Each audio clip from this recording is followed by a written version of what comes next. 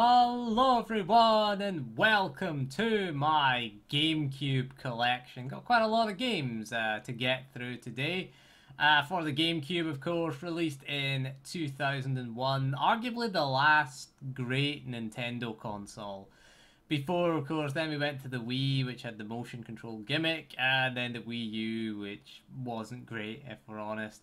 The Switch is doing okay, at least, but I think the GameCube was the last sort of great classic Nintendo console. Of course, it used the small mini GameCube discs, which we will see.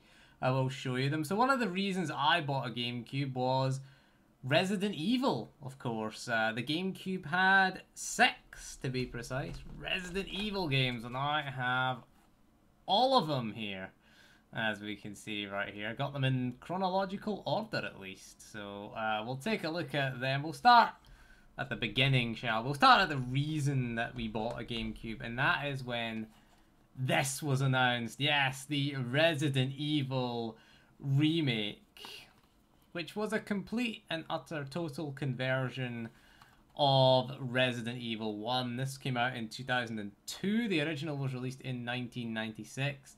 And the graphical leap that they made in a single generation was incredible. Still used pre-rendered backgrounds like the PS1 version, but it looked so much better. I mean, look at the zombie on the back of that. It came, of course, on 2 of these little discs.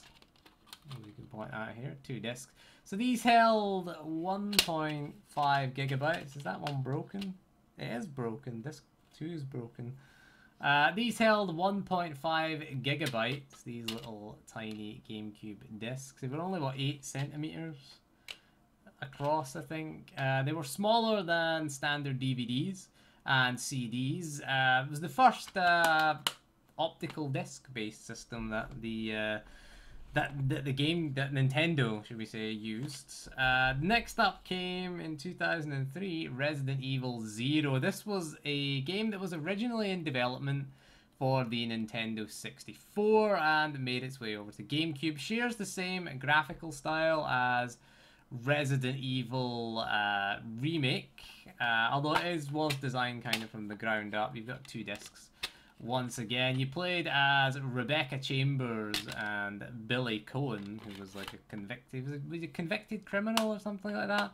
It was set on a train. Also, you went to the Umbrella training facility.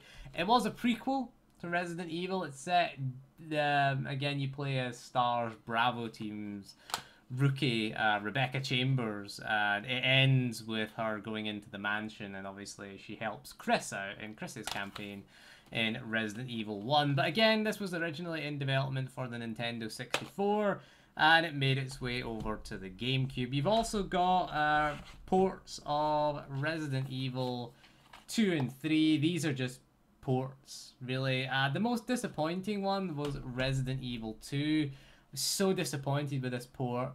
It's the PlayStation version that they ported, and the PlayStation version wasn't the best. Now, the Dreamcast got a port of the PC version, so it had higher resolution, higher polygon count character models, and it had better quality animation and better quality cutscenes. This is disappointing. It is quite valuable these days. Just 1 disc. There it is, 1 disc. I like the way the GameCube thing always had like a memory card storage in here. That was quite nice. I think the PS2 had it as well, so that was quite good. You got your little GameCube there, as it says there, GameCube. And overall, I love these GameCube designed cases. If you're wondering what the difference is between the American cases, because I have quite a few American games here. This is Resi 4. This is the American version of Resident Evil 4. You'll see here that the GameCube logo is on the bottom of the spine, and the European one, the GameCube logo, is at the top of the spine, weirdly. Also, we had Code Veronica X, which again is just the PS2 port. At least it's the PS2 port, so it's the superior version of Code Veronica and not the original Dreamcast version. Again, comes on 2 discs. The Dreamcast version came on 2 discs. But Code Veronica X had higher resolution, character models, better cutscenes, etc., etc. So just a general improvement. Put these back into order. Put Resi 2.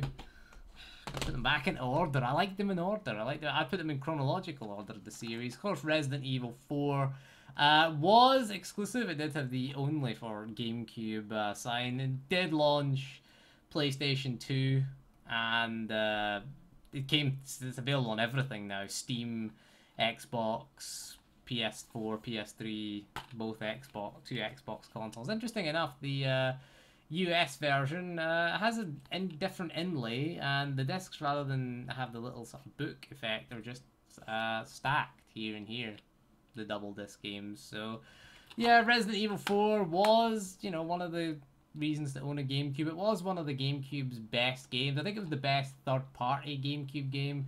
Capcom did support the GameCube pretty well. They did put out quite a lot of, you know, really good games. Obviously, Resident Evil, they put out all 6 of them. You got 0, 1, 2, 3, Code Veronica, and 4 at least. So yeah, they did support it pretty well. It's a pity that they aren't worth as much as they once were.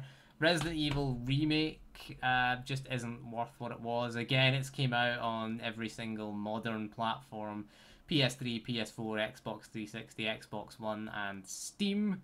We'll move on to some first-party Nintendo games, because what would be a Nintendo console without first-party games? Zelda, Legend of Zelda, The Wind Waker. That's better. Now we can see it a bit better. I'll pull it back a bit. There you go. That's better.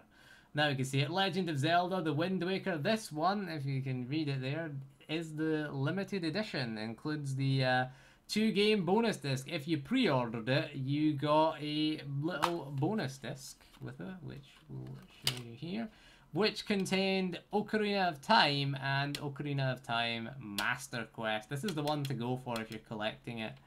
Obviously it includes a Wind Waker disc as well, but this bonus disc is really what you want it for. Again, you can still get Ocarina of Time on, you know, you can get it, I think you can get it on the Wii U, you can get it on the Wii, you can get it on via the Virtual Console. But this one was quite interesting. You got the Master Quest, which was kind of a rearranged puzzle. You also get a slightly different back cover here with this little section right here, which does detail Ocarina of Time and Ocarina of Time Master Quest. As I didn't own an N64 back in the day, I wanted to check this out because I'd never actually played Ocarina of Time. Played a few other games on N64, mostly GoldenEye. We played multiplayer at a friend's house, but having Ocarina of Time on the disc, this is the best one to get if you're collecting it. It was a pretty decent port, obviously. We got our Mario game, our obligatory Mario game, Super Mario Sunshine. It was quite an interesting sort of game. Mario gets put in jail and he has to sort of clean up things. This is sort of an evil Mario going about vandalizing things, and you're the plumber tasked with cleaning up things. So it was quite a good game. It was different from Mario 64. You did have the little flood pack. As you can see, you could use it as a sort of hover nozzle. You could use it to spray things. It used the GameCube's analog or 2-stage triggers quite nicely. You had a little half pull on the trigger, and then it had like a 2-stage thing, because you pull it like that and then you pull it down, it would do a little click when it went fully down. It kind of used that. It wasn't analog, they were both kind of digital, because it only really had, well, technically 3 inputs, I guess. You had not pressed, slightly pressed, and then fully pressed as well after the little click. We have Paper Mario, the 1000-Year Door, quite a rare GameCube game, and quite a valuable game actually, if truth be told. It's another Paper Mario game, it's a sort of turn-based RPG. Pretty good actually, pretty decent, but this example pretty rare, I found. I don't know why, really. I picked it up on release day. Don't know why it's very rare. Of course, we got Super Smash Brothers Melee, another bestseller. I bought this. This is a US copy. The reason why we have a lot of US versions is because Nintendo Europe were very, very slow at getting games released. So a lot of us just imported them. What you did was you used Action Replay or Freeloader, it was called. I think it was kind of a similar thing. Freeloader or Action Replay. I think this one does not have instruction manuals. They don't have an instruction manual. That's an American GameCube game as well there. So, but yeah, the reason why we imported them was you had to wait a long time. Resident Evil 4 in particular, it came out in January of 2005 in the US, and it wasn't released in Europe until April of 2005 in Europe. So I ain't waiting that long. You know, just buy the Action Replay or Freeloader. Speaking of weirdness, this is one of the weirdest things for someone who grew up in the 90s, is we got a Sonic game on a Nintendo console. Another US game. This is a Player's Choice version. Sonic Adventure, the Director's Cut, a port of the Dreamcast game. Yes! We grew up in the 90s. Nintendo and Sega hated each other. That's like if Uncharted 4 came out on Xbox One next year. Imagine that. Next year, Uncharted 4 gets announced for Xbox One. It's so weird. And then the sequel as well, Sonic Adventure 2 Battle. We again picked this up. I think we picked this up fairly cheap somewhere. Again, it's don't think it has any manual. I bought these when I went to America. I went to America a few years ago. It cost me $12. Where did we get a? I think it was GameStop we bought it out of. But it cost me $12. Not bad for $12, I guess. Just a port of these are just ports of the Dreamcast. I think they had slight enhancements. I'm not sure.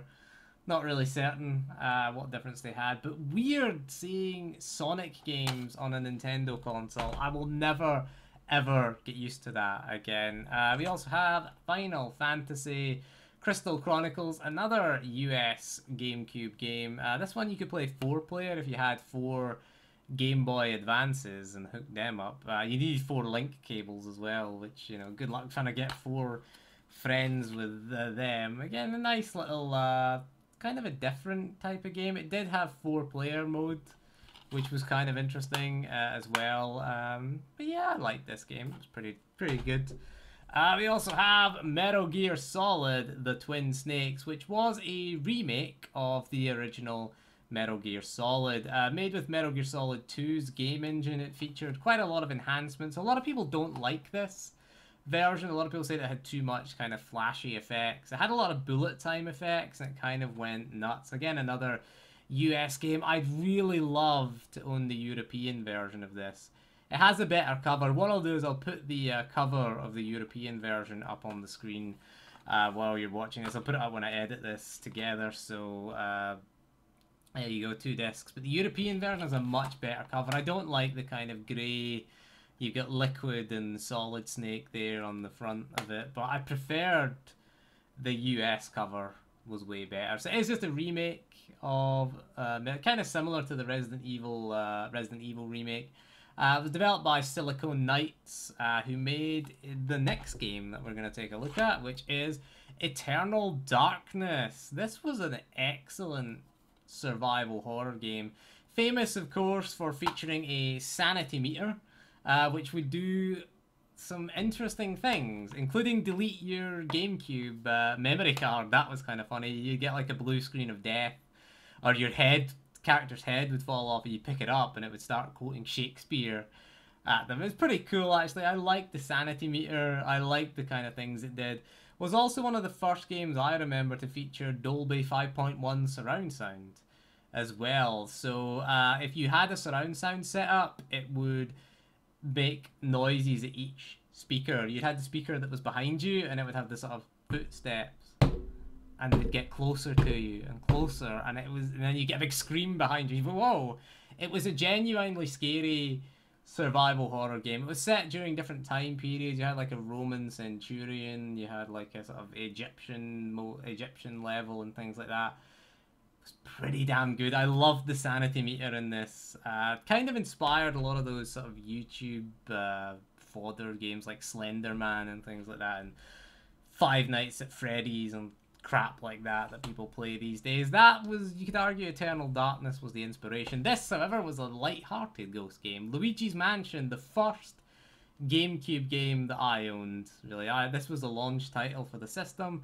featured some amazing animation. I loved the way how his desperate cries for Mario. If you press the A button, Luigi would shout Mario, and it was kind of like a little Mario. And then the lower his health got, the more desperate his cries got. So he would go Mario. He would do things like that, and that was kind of interesting. It had a great. I loved the animations in this. The sort of ghosts were awesome.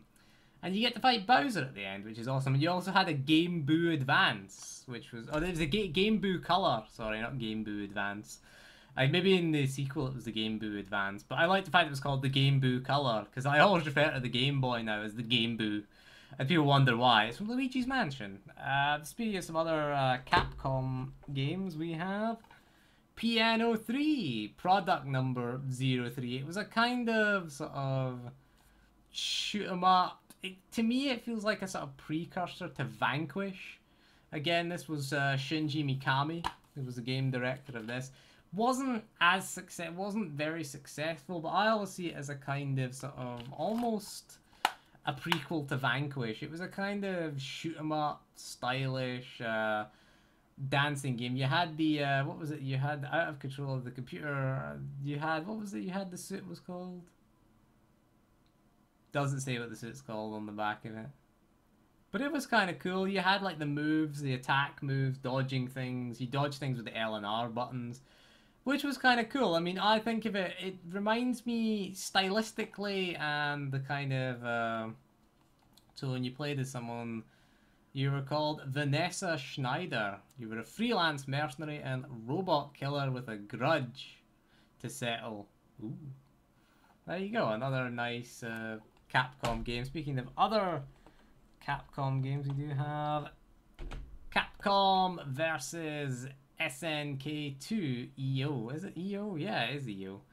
This cost me, what did it cost me? $13, $12.99 in the US. Wasn't Trump dollars because I think W was president back then. GW. Yeah, he would have been. Yeah, GW.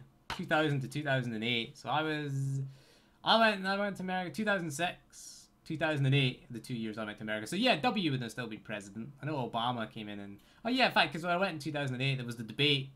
It was the debate between Obama and... What was his face? I was in Chicago. Was stuck in Chicago. I was going to Las Vegas and I got stuck in Chicago overnight. And I sat and watched the presidential debate. Who was it? Was he against? It was... What was his name? John McCain. That was it. I was fighting against. John McCain makes good oven chips. Really, I would have voted John McCain because I like his chips. Really, I like his oven chips. It wasn't the same McCain though. We also have WrestleMania 19 as well, another US import as well. It was kind of a weird game. It was weird because you'd fight in like places like construction sites and things like that. It was a bit weird. There it is, the GameCube disc there. You'd fight in places like construction sites. Weird, you could like powerbomb someone off a construction site, basically murder them. If you powerbomb someone in a construction site, you would fight like outside of the ring, you'd fight in parking lots and construction sites, etc. And it was just weird powerbombing someone because they're gonna die. I mean, they got up right after it, and you're like, what the hell? You should be dead. Your spine hit the concrete from about 12 feet in the air. You should be dead. Right? You should be dead. Right? That spine ain't gonna hold up. So a weird little thing. I don't know where Mario Kart Double Dash is. I will say that. I do own Mario Kart Double Dash, but I don't know where it is. A few other games are missing. Metroid Prime. I own that as well. Don't know where it is. I think I own Metroid Prime 1 and 2. Mario Kart Double Dash. Don't know where those games are, unfortunately. But we have most of the sort of big GameCube games that were there. Those are the few that are missing, but I'll probably be somewhere, probably in a box. They'll be in a box somewhere, and I'll try and dig them out maybe, and we'll have a little look at them. But I definitely do own them, so I do own Mario Kart Double Dash. It was unique in that you had the both carts, 2 characters per cart in Mario Kart Double Dash.